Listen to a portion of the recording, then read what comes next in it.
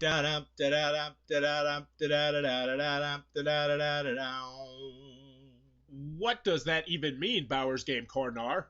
Ahoy there, YouTube! I'm back again today for another game review. Today I'm very excited to check out Dungeon Busters from Korea Board Games. This is for 3 to 5 players, age is 7 plus. It'll take about 20 minutes to play. And in Dungeon Busters, you are going to be busting into a dungeon and fighting off some monsters with 2 to 4 of your buddies. But you're actually going to be trying to not exert that much energy fighting the monsters and playing lower cards so you can collect more gems than your opponents. It's a cooperative-esque light filler game in which you're going to be busting in there trying to play down the lowest card but at the same time not tie your opponents, because if you tie your opponents then there's a good chance that the monster is going to get you and you're going to lose gems. What am I talking about? Let's open it up and I'll explain it. Alrighty then, we're going to take a look at what's inside of Dungeon Busters. Now, first and foremost, we have our handy-dandy rule booklet. It is 16 pages, but you're only going to be using about 7 or 8 pages because the other side is Korean. And it's full color, full of pictures, illustrations, examples, all the stuff you like to see in a well-done rule booklet. And this is, in fact, a pretty well-done rule booklet. I'll have you up and running in no time at all, and hopefully I can teach you how to play the game right now. So in Dungeon Busters, you are going to be going into 3 dungeons throughout the game, and these dungeons are going to have various different monsters in them, and they will have various different amounts of hit points and also various different amounts of gems that they will reward you if you defeat them, but not to everybody who defeats them. We'll get more into that in a second, though. So you're going to have 3 different dungeons that you're going to go into. Each player is going to take control of one of these characters. You have the archer, the knight, blah, blah, blah. It doesn't really matter. They're all completely the same. You're really going to be paying attention more to the colors on the cards. So on these cards, you're going to have just numbers 1 through 7. Now, depending on how many players you're having in the game, you're either going to get rid of the 1 or you're going to get rid of the 7. And these are going to be the amount of attack or energy that you are exerting in order to fight the monsters. Next, we got the Hero Certificate card, which I do like the fact that the back of it is in Korean. We always use this side just for funsies. But anywho, so this is just going to signify who is the first player. Last but not least, you're going to get these absolutely gorgeous gems. I just want to, these are some of the nicest gems I have ever seen in a game. Just super nice, thick, sturdy, very, very nice gems. And when you start the game, you're going to get 1 of each color. You're going to get red, white, and blue. So essentially, you're going to start the game with 6 points, because the way this game is going to work is that you're trying to collect the most gems. Now, each gem is going to be worth 3 points. However, if you have a set, you'll get 3 additional points. So this is now worth 7 points. This is now worth 8 points, and this is now worth 12 points because we'd have 6 gems and 2 pairs. There are 2 sets. So that's how the scoring is going to work. Now, when you first start the game, you're going to take your dungeon cards, and you are going to automatically remove 1 from each dungeon randomly, so that way you never are exactly sure what is going to come up. But you'd have to play this game an awful lot for that to be a problem, but still, a little variability is never going to hurt anybody.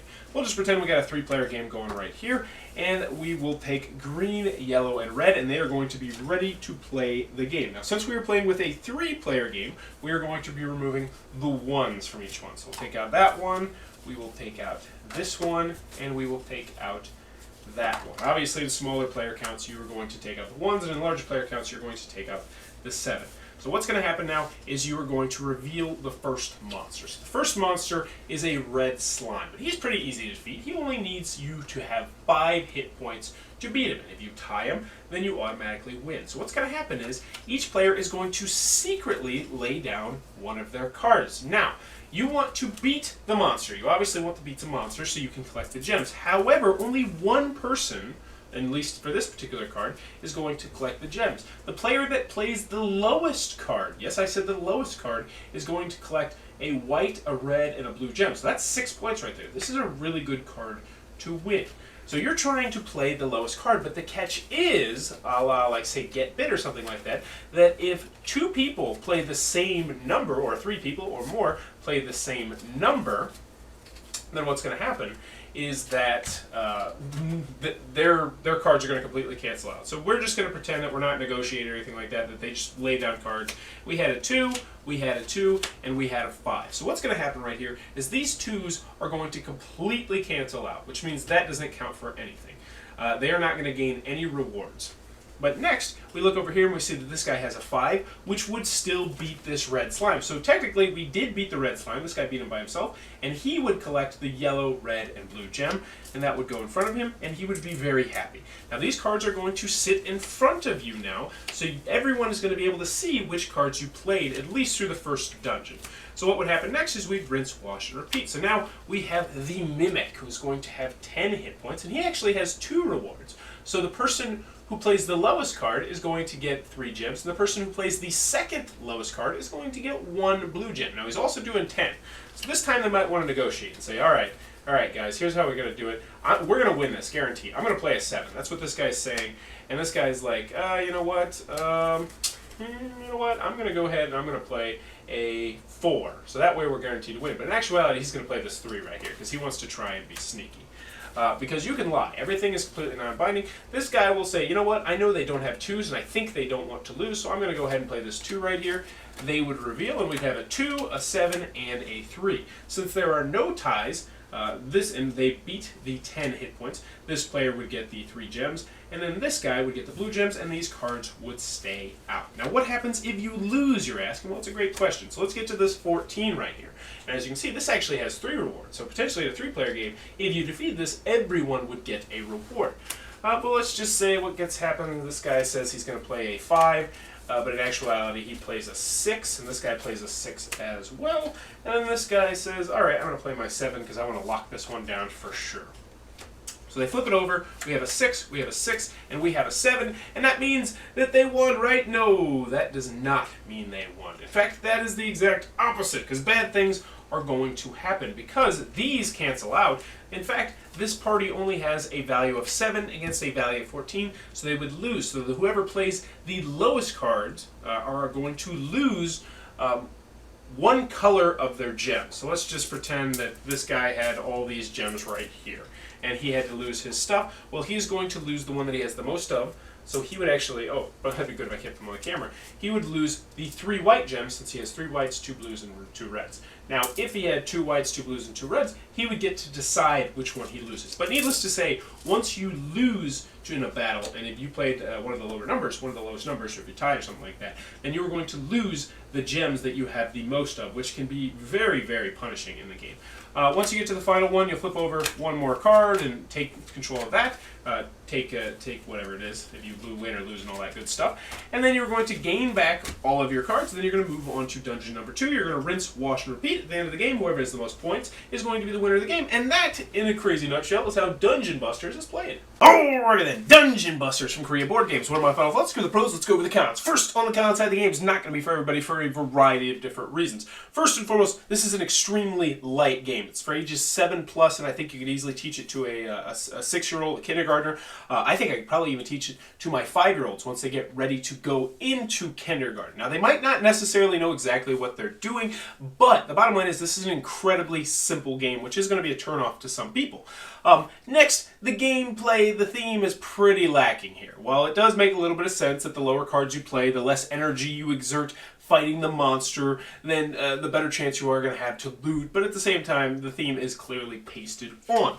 Also, the gameplay, this is a filler game. If you're not in the market for a filler game, you're going to want to steer clear. Another con some people might have, in fact, they're going to do the same thing over and over again. You're going to do it 12 times, and the game's going to be over and you're talent up your gems, and that's just it. You're going to be doing the same thing over and over again, and there's really a lot of repetitiveness to the game. But, you know, it's a filler game, so it goes by very briskly. But we'll get more onto that sort of stuff in the pros. Another thing is the artwork is going to turn some people off because it's got the cutesy Japan anime, I don't even know what it's called, artwork with the oversized heads, and there's a kid in there that's your priest or something like that. I don't know. I don't like the artwork, but some people are really going to dig the artwork, so take that for what you will.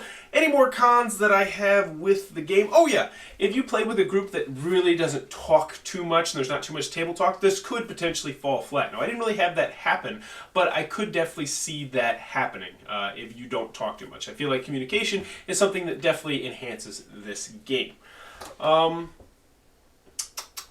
That's about all I got. Moving on to the pros, Dungeon Busters really surprised me. I got it in the mail, I saw the artwork, I saw the box, I was like, there's a kitten, an oversized head, an anime, and I was like, no, not for me. No, that's just not my personal cup of tea. I own, like 300-400 games. I don't think I own more than 1 or 2 games that are anime inspired. It's just not something that I dig. However, Dungeon Busters is going to be added to my collection because it is, let me put it right now, a fantastic light filler game. I love this game, and I will routinely grab this game now if we're waiting for somebody to show up, or if we want to play a lighter game while someone, goes number 2 in the bathroom or something like that, because it is just super. I mean, what do I like about this game? First and foremost, it plays good with 3, it plays great with 4, and I love it with 5. The components are nice, the cards are nice, the gems are fantastic. Even though I don't particularly like the artwork, I can tell that the artwork is very well done. It's compact and portable, which is something that always appeals to me. It hits the family game market perfectly. It also hits the filler game market perfectly, so this is something I can play on game night, or something I can play, with younger kids or my family. I like all of those things. I also like the different elements of the game. I like the bluffing. I like the negotiation. I like the bluffing / negotiation, where you're like, all right, well, I'm willing to take second place, so how about you do this, but I'm going to do that. But at the same time, someone else could potentially screw you over, you could be lying, and you can do that. I like the fact that nothing is binding. I also like the fact that there's information that you can see, like that 3rd and 4th round of each dungeon is very interesting, because you're looking around the board and you're like, all right, he's played this, and he's played that, and he's played this, so I can play this safely, but at the same time, that's a pretty high number, so I might not get anything, and then you also have to worry about potentially losing, so it's like, I don't want to lose, though, because maybe I have 4 gems of the same color, and I like that an awful lot. Just Dungeon Bust. I was just floored by this game. This is one of my new favorite go-to filler games. I really enjoyed this game. Now, full disclaimer, I do want to mention that my game night, I played it with 2 different groups. One of them really enjoyed it. One of them was not so hot on it. A lot of lukewarms and a lot of, no thumbs downs, I don't think, but a lot of lukewarms. So take that for what you will. But for me personally, I really enjoyed Dungeon Buster. I think it is a fantastic light filler game and a fantastic light family game that you need to check out, especially if you like the artwork. So that is Dungeon Busters from Korea Board Games. If you enjoyed this review, please be sure to click on the subscribe button down below. And in the comments below, let me know, do you play war games? Do you enjoy war games? Me personally, I don't really have a wargaming buddy right now, but hopefully my son will like war games, because I do. I like that tactical head-to-head sort of thing. But let me know in the comments below, war games, yay or nay? As always, thanks for your time, YouTube. That was the review for Dungeon Busters. For more reviews and previews, check back at Bowers Game Corner.